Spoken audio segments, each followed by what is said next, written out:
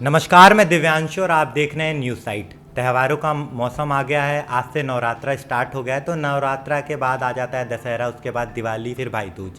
तो हम खूब सारी मिठाइयाँ खाते हैं, अलग अलग पकवान खाते हैं। नतीजन ये होता है त्योहारों के बाद हमारा तबीयत ख़राब हो जाता है, अलग अलग बीमारियों से हम ग्रसित हो जाते हैं। तो आपकी जितनी भी समस्या हैं उसका निवारण लेके हम आ गए हैं सीधा डॉक्टर भारद्वाज के पास। मैम के पास काफ़ी नॉलेज है, डाइटिशियन है। तो ये अपनी जितनी भी नॉलेज है आपके साथ साझा करेंगी और आपको बताएंगी कि कैसे इन त्योहारों के साथ साथ आपको बचना है, अपने हेल्थ का ध्यान देना है। तो इनके थ्रू इनका एक्सपीरियंस आपके साथ शेयर करेंगे और काफ़ी सारे सुझाव इनसे लेंगे। तो मैम, अभी नवरात्रि आ रहा है। तो नवरात्रि के सीज़न स्टार्ट होते ही लोगों के साथ समस्याएं आ जाती है, अलग अलग तरीके का पकवान खाते हैं, मिठाइयाँ खाते हैं। फिर दशहरे में भी यही स्थिति रहती है, फिर दिवाली, फिर भाई दूज। तो जो भी दर्शक है, जो भी यहाँ के रहने वाले हैं, भारत में त्योहारों का अलग अलग पर्व होता है, अलग अलग त्यौहार लगातार आते हैं। तो उनके लिए ऐसा कौन सा डाइट होना चाहिए कि ये त्योहारों के साथ साथ वो अपना फिजिकल हेल्थ मेंटेन कर सकें, उनके साथ जो समस्याएं आती हैं, अलग अलग बीमारियाँ आ रही है, वो ना आए और वो इन्जॉय भी कर पाएँ फेस्टिवल को। हाँ जी, नमस्कार दोस्तों। तो मैं डाइटिशियन अक्षमा आप सबके साथ एक बहुत ही नॉर्मल सी टिप्स शेयर करना चाहती हूँ कि नवरात्रि, अगर हमने देखा होगा कि नवरात्रि के जो भी फास्ट आते हैं वो 2 टाइम आते हैं, और वो जब भी आते हैं वो जब आते हैं जब मौसम बदल रहा होता है। क्योंकि मौसम बदलने के टाइम पे क्या होता है, हमारे शरीर की इम्यूनिटी पावर जो है वो कम हो जाती है। तो उससे लड़ने के लिए हमें ये फास्टिंग करनी होती है। तो बेसिकली पहले लोग फलाहार करते थे, जो हमारे एंशिएंट टाइम में हमारे जो पूर्वज होते थे वो फलाहार करते थे। पर अभी जो समस्याएं आने लगी हैं हमारे साथ, क्योंकि अब ना हम फोकस्ड हो गए हैं कि हम रात में खाते हैं, हम पूरे दिन कुछ नहीं खाते हैं, और रात में भी हम तला भुना खाते हैं। तो हमें क्या करना है, हमें ग्लूटन तो हटाना है। ग्लूटन एक ऐसी चीज़ होती है जो हमारी बॉडी में इन्फ्लेमेशन करती है, जो हमारी बॉडी में और सारी बीमारियां पैदा करती है। तो हमें उसको हटाने के लिए बहुत सारे ऑप्शन अब बाज़ार में उपलब्ध है, जैसे कि कूटू है, सिंगाड़ा है, राजगिरी है, चौलाई है। तो हमें ये सारी चीज़ें अपनी डाइट में इंक्लूड करनी चाहिए। सबसे पहली चीज़ ये होती है, देखो नवरात्रि का फास्ट जो है एक रिलीजियस कस्टम है। तो सबका एक अपना अलग अलग होता है। कोई एक टाइम नमक खाता है, कोई 2 टाइम खाता है, कोई बिल्कुल नहीं खाता है, कोई लिक्विड पे रहता है। तो बीइंग अ डाइटिशियन मैं तो यही सजेस्ट करूँगी कि आप कम खाओ, आप एक टाइम नमक खाओ लेकिन ज़रूर खाओ, ठीक है। तो उसके लिए एक अगर सैम्पल डाइट प्लान में बोलूँ तो हमें दिन की शुरुआत जो करनी चाहिए वो एक हमारे को ऐसे पानी से करनी चाहिए जिससे हमारे पूरे दिन का जो भी जमा वसा जो होती है, फैट जो हमारी बॉडी में एक्यूमुलेट हो जाता है, वो हमारी बॉडी से डिटॉक्सीफाई हो जाए, ठीक है। तो नवरात्रि फास्टिंग करने का सबसे बेसिक और मतलब सबसे एक इम्पॉर्टेंट फैक्टर डिटॉक्सिफिकेशन भी है, कि जो हमारी बॉडी में जो जमा हुआ फैट है ना, वो हम उसको अपनी बॉडी से बाहर कर सकें। तो उसके लिए आपके पास ऑप्शंस होते हैं, जैसे आप नींबू पानी ले सकते हो, आप चिया सीड्स का पानी ले सकते हो, नारियल पानी ले सकते हो। डिपेंड करता है कि पर्सन क्या उसको एक्यूमुलेट कर सकता है, ले सकता है, नहीं ले सकता है। जैसे कि अलग अलग प्रकार के मरीज हो गए हैं, क्योंकि इंडिया में डायबिटिक पेशेंट की संख्या काफ़ी बढ़ गई है, ब्लड प्रेशर के पेशेंट काफ़ी बढ़ गए हैं, साथ ही साथ कार्डियक पेशेंट काफ़ी बढ़ गए हैं। तो उनके साथ समस्या आती है कि हम क्या खाएं। अगर हम नींबू पानी ले रहे हैं, आजकल शुगर सब ऐड कर देता है, चीनी मिला के शरबत पी लेते हैं, तो कहीं ना कहीं डायबिटिक पेशेंट के लिए हार्मफुल है, लेकिन उन्हें उतना नॉलेज नहीं होता है। तो वो क्या करें, उनके लिए कौन सा स्पेसिफिक डाइट होना चाहिए? देखो सर, पहली बात तो मैं सजेस्ट ही नहीं करूँगी कि डायबिटीज़ पेशेंट को फास्ट रखना चाहिए, क्योंकि डायबिटीज़ पेशेंट को तो बोला ही जाता है कि उन्हें हर 2 से 3 घंटे पे कुछ ना कुछ खाना है। अब फास्टिंग में एक रिचुअल होता है कि हम सोचते हैं कि नहीं, हम सिर्फ एक ही बारी खाएंगे और कम खाएंगे। तो हाँ, अगर आप ये संतुलित खा सकते हो, आप थोड़ा थोड़ा खाओ, आप ज़्यादा एक साथ मत खाओ, थोड़ा थोड़ा खाओ। अगेन चीज़ आती है नींबू पानी की, तो आप उसको बिना चीनी के लो, ठीक है। आप नॉर्मल गेहूं ना खा के आप उसमें राजगीरा खा सकते हो, आप चौलाई खा सकते हो। जो डायबिटिक पेशेंट है उनको ऐसा नहीं है, शुगर रिस्ट्रिक्ट होती है लेकिन वो फल से शुगर ले सकते हैं। तो जैसे उनको हम एप्पल की स्मूदी बोलते हैं, तो एप्पल और मिल्क और उसमें नट्स डाल के उनको सुबह ब्रेकफास्ट दे दो। लंच में उनको फिर नॉर्मली कोई भी रोटी है, जैसे राजगीरा का या फिर सिंगाड़े का आटा होता है, ये बहुत अच्छा होता है डायबिटीज़ पेशेंट्स के लिए। उसमें आप आलू की फिलिंग ना करके उसमें आप घी की फिलिंग कर दो और उसको आप दही के साथ दे दो, तो वो एक फिलिंग भी हो जाएगा, उससे उनकी प्रोटीन और कार्ब्स की रिक्वायरमेंट भी पूरी हो जाएगी। रात में अगेन उनको जैसे घिया की खीर हो गई, ठीक है। उसमें हमें शुगर नहीं डालनी, लेकिन हम फ्रूट्स डाल सकते हैं। उसमें हम स्टीविया, एक होती है नेचुरल शुगर होती है, हम वो यूज़ कर सकते हैं। तो और बीच में उनको जैसे हम मखाने हो गए, ठीक है, मखाने में आप या फिर खीरा हो गया, ये सारी चीज़ें आप ले सकते हो बीच में। तो एक सैम्पल अगर डाइट प्लान में बोलूँ, वैसे तो डायबिटीज़ को नहीं रखना चाहिए, बट अगर वो रख रहे हैं तो उनको थोड़ा थोड़ा ज़रूर खाना चाहिए। ये हो गई डायबिटिक पेशेंट की बात। लेकिन जैसे कार्डियक पेशेंट होते हैं, तो जहाँ तक मुझे नॉलेज है कि कार्डियक पेशेंट के साथ लिमिट होता है कि आपको प्रोटीन कुछ लिमिट में लेनी है या कम लेनी है। लेकिन जो नवरात्रे का टाइम होता है, नवरात्रि में ये होता है कि ज़्यादातर मूंगफली खाते हैं, जो कि हाईली प्रोटीन हाई होती है उसमें, और फिर ऑयली चीज़ खाते हैं जो भी कार्डियक पेशेंट के लिए हार्मफुल होता है। तो वो कैसा क्या प्रोडक्ट लें, ऐसी क्या चीज़ें खाएं जो उनके लिए काफ़ी हेल्पफुल हो? अगेन कार्डियक भी अगर मैं देखूँ तो वो भी डायबिटीज़ के साथ ही जाता है। कार्डियक पेशेंट भी, वो भी हार्ट से रिलेटेड डिजीज़ ही होती है। तो उसमें आप क्यों मूंगफली पे रिलाई कर रहे हो? ठीक है, आपके पास मखाना ऑप्शन है ना, सुबह में आप भीगे हुए बादाम लो ना, आपको फैट का भी रिक्वायरमेंट होगा, आपको प्रोटीन का भी रिक्वायरमेंट पूरा होगा।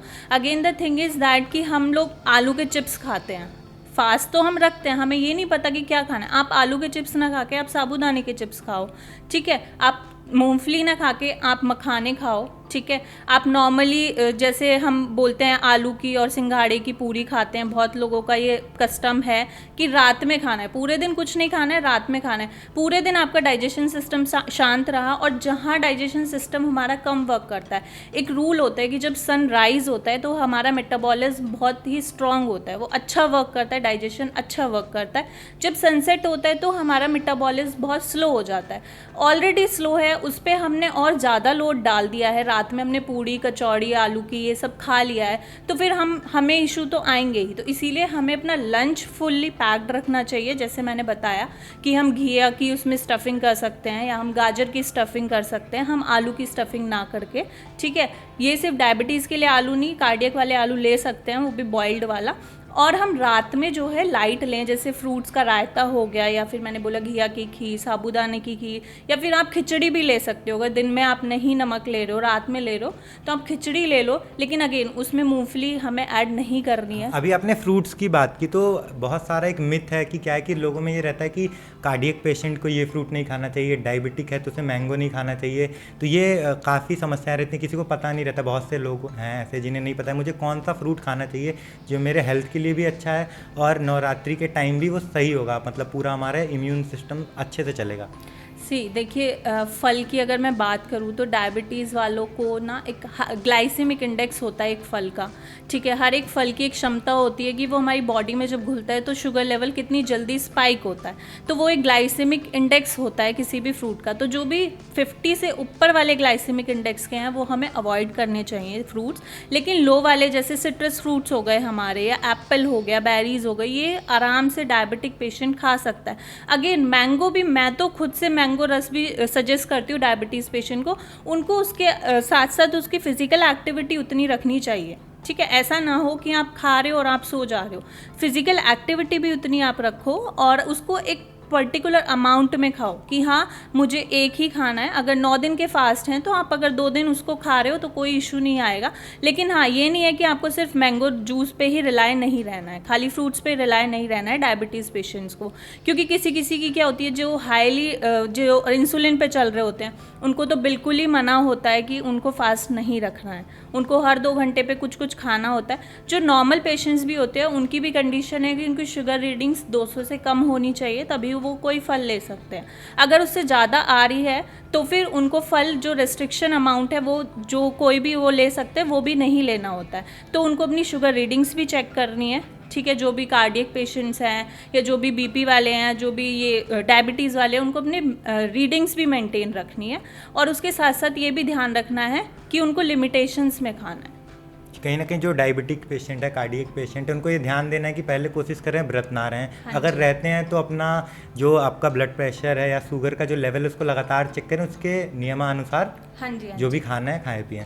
तो साथ ही साथ बहुत सारे ऐसे लोग हैं जैसे कि हाउसवाइफ होती हैं, उनके साथ ये समस्याएं आती हैं कि दिन भर काम करती हैं, फिर नवरात्रि के टाइम दोनों टाइम पूजा का काम होता है, घर का काफ़ी काम होता है, तो पूरे दिन का स्ट्रेस होने के कारण काफ़ी वीकनेस हो जाती है, अच्छा डाइट नहीं ले पाती हैं। बहुत सारी ऐसी फीमेल्स हैं पूरे दिन मूंगफली और चाय पे रिलाई कर जाती हैं, तो वीकनेस की काफ़ी समस्या आता है, चिड़चिड़ापन हो जाता है। तो उनके लिए क्या सजेशन है? देखो फास्टिंग में एक तो हाइड्रेशन, आपको सबसे सबसे इम्पॉर्टेंट चीज़ होती है हाइड्रेशन। आपका हाइड्रेशन ठीक नहीं होगा, आपका बीपी लो हो जाएगा, आपको वीकनेस आएगी, आपकी शुगर लेवल डाउन हो जाएंगी। तो सबके लिए यही है, चाहे वो नॉर्मल पर्सन हो, चाहे वो थेरेपेटिक पर्सन हो, चाहे वो बीमारी से ग्रस्त पर्सन हो, हर इंसान को कुछ कुछ थोड़ा थोड़ा हमेशा हर टाइम पे खाते रहना चाहिए।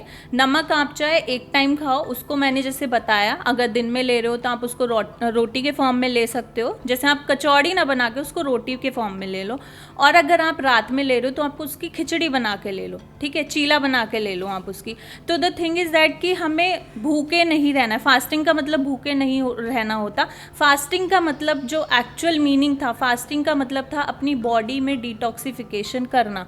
फास्टिंग का मतलब होता था डाइजेशन को थोड़ा रेस्ट देना। अब पूरे साल हमारी बॉडी काम करती है, उसको भी तो रेस्ट चाहिए होता है, वो भी एक मशीन ही है। तो डाइजेशन को रेस्ट देना फास्टिंग का एक्चुअल मीनिंग था, जो कि अब हम लोगों ने आमतौर पे उसको एक बस ये तला भुना खाना, आलू खाना, इन सब पे हम रिलाय हो गए हैं, और वो भी रात में खाना, कोई टाइमिंग नहीं होता। तो अगर आप नहीं खाओगे तो ऑब्वियसली बॉडी भी वही है, वो भी वैसा ही रिस्पॉन्ड करेगी, तो वीकनेस आएगी आपको। तो आपको हमेशा हाइड्रेशन पे ध्यान रखना है। जैसे हर 2 घंटे पे आप नींबू पानी पी लो, नारियल पानी पी लो, ठीक है। आप कोई स्मूदीज़ ले लो, स्मूदीज़ में आप जैसे पपाया हो गया, क्योंकि डायबिटिक के लिए तो रेस्ट्रिक्शन है, लेकिन नॉर्मल पर्सन के लिए तो रेस्ट्रिक्शंस नहीं है ना।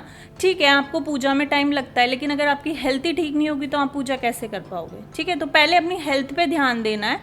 भगवान जी ने ये नहीं बोला है कि आप 3 घंटे पूजा करो और पूरा 21 घंटे भूखे रहो।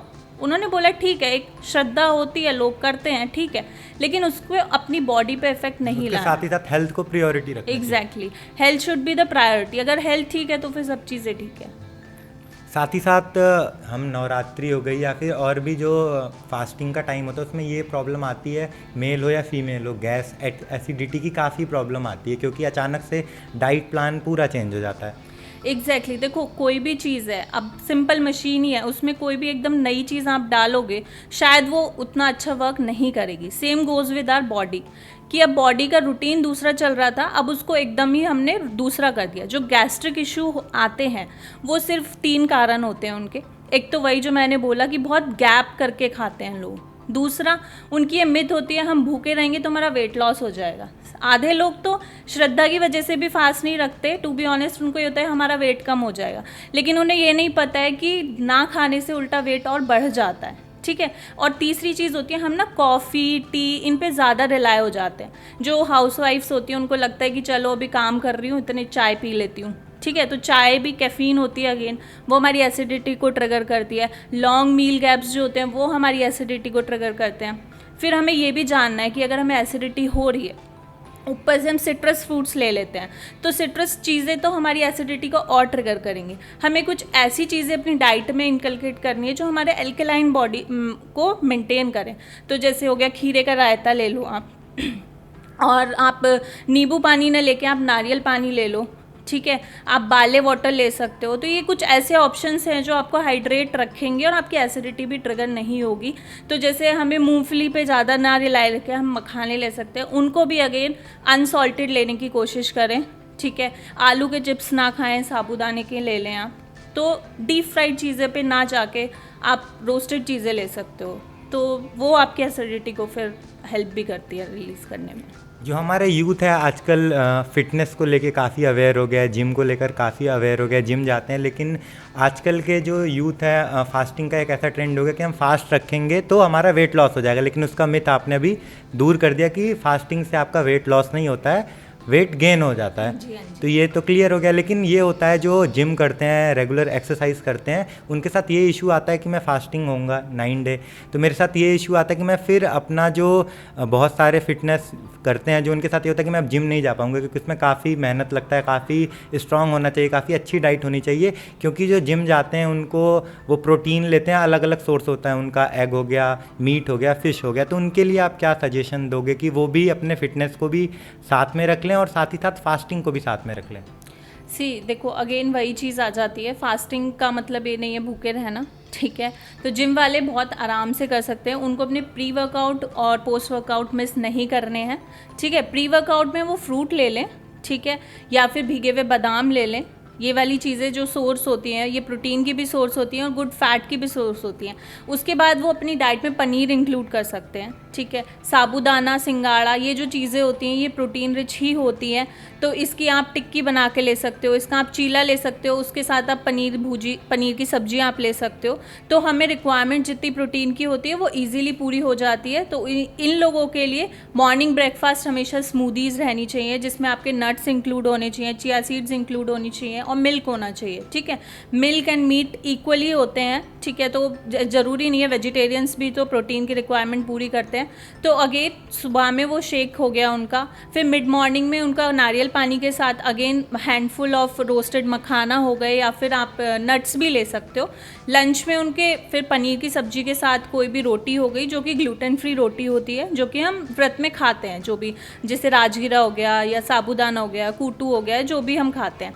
उसके बाद फिर शाम में वो फ्रूट रायता या कुछ भी ऐसा ले सकते हैं। फिर अगेन वो एक कप ऑफ मिल्क ले सकते हैं विद रोस्टेड मखाना अगेन, और रात में वो नॉर्मल वही दिन वाला वो रूटीन उसको फॉलो कर सकते हैं। मतलब अगर वो साथ ही साथ जिम कर रहे हैं और फास्टिंग हाँ जी, रखते हैं तो कोई इशू नहीं आता? नहीं नहीं, बिल्कुल भी नहीं आएगा।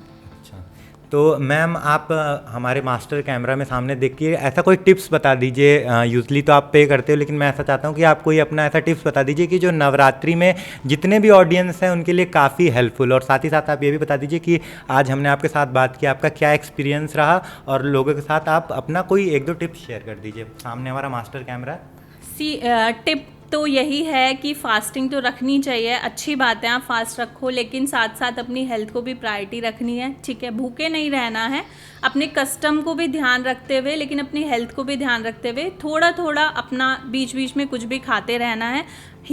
हेल्दी मील प्लान मैंने आपके साथ शेयर करा ही है। बाकी कोई भी इशू आपको आता है तो मेरा इंस्टाग्राम पेज भी है, हेल्दी शॉर्ट्स फैक्ट्स, आप मुझे वहाँ पे कांटेक्ट कर सकते हो, डाइट प्लान्स भी ले सकते हो, हेल्दी डाइट प्लान्स। और बाकी तो यही है, हैप्पी नवरात्रि। अपनी बॉडी को डिटॉक्सिफाई करो, लेकिन अपनी बॉडी में फैट और एक्यूमुलेट मत करो, वेट लॉस करो, वेट गेन मत करो। तो रिलाय करो, तो हमें स्वैप करना है, रोटी को हमें जैसे नॉर्मल वीट को हमें साबूदाना और राजगिरा से स्वैप करना है, ऐसे ही हमें आलू को साबूदाने की चिप्स से या फिर साबूदाना पापड़ से, या फिर हमें मूंगफली को ज़्यादातर मखाने से स्वैप करना है। और अपनी हेल्थ का ध्यान रखते हुए हमें अपने रिलीजन्स को भी मानना है। And seriously a very very nice experience with you, कि मुझे अपनी नॉलेज शेयर करने का मौका मिला, और I will be very grateful कि मैं अपनी नॉलेज से किसी की हेल्प हो सके, तो ये बहुत ही अच्छा मतलब एक मौका है। So thank you so much for giving me this opportunity, and that's all. Thank you ma'am. And last बोल दो कि न्यूज़ साइट को सब्सक्राइब करो। या श्योर, न्यूज़ साइट इस ऐसी डेली टिप्स के लिए न्यूज़ साइट को ज़रूर सब्सक्राइब करें और फॉलो करें। तो हमें कमेंट करके बताइए आपको ये आज का शो कैसा लगा। हमने काफ़ी कुछ सीखा आज मैम से, आपने क्या सीखा, आपको क्या लगा, अब हमें कमेंट करके ज़रूर बताएं जो भी आपका एक्सपीरियंस था। साथ ही साथ हम ऐसे ही अच्छे वीडियोस के साथ ग्राउंड पे उतरने वाले हैं, आपके साथ मिलने वाले हैं, और आपकी जो समस्या है उसकी आवाज़ बन के हम कुछ ही दिन में आपके सामने आएंगे। हमें कमेंट करिए, ज़्यादा से ज़्यादा लाइक करिए, शेयर करिए और सब्सक्राइब करिए। धन्यवाद।